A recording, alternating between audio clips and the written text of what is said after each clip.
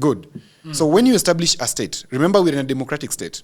And a democratic state, democracy is insurance for the capital market, or for capitalism, as I said to you yesterday. For this to operate, for the country to operate, those cartels are basically organized businessmen. Those cartels who operate around the several capitalistic entities then determine who will best represent their interests, and they choose one of their own.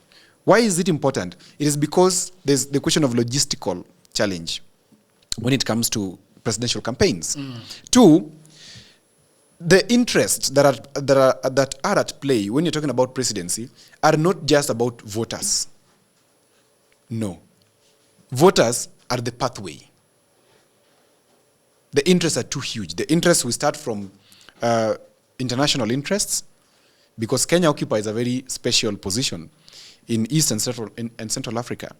Right now, as I said, Kenya is trying to put its feet all over. You can see them in Sudan, in some little war there. You can see them in Tanzania.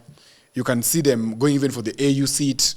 There's a level of foreign policy that Kenya occupies, which is different from many states. And that means that the international players have their eyes on Kenya. Kenya is also very close to Congo. And as you know, Congo is the richest country in the world. Richest. Which means they have too much minerals which are to be exploited, okay, or which are to be made meaningful. The richest, the wealthiest on paper. Wealthiest on paper, of course, it's called money on paper.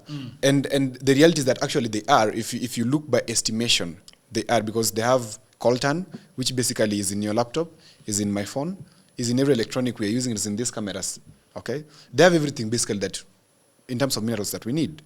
Now, that said, Maraga does not represent the interests of the capitalists. What are the interests of the capitalists? The stock market exchange. And why would Maraga be disqualified from that? Because what stake does he hold in that space? What business does Maraga run? But does he have to? But why do you have to have a business there to support the entity or the industry? Because politics is not fundamental.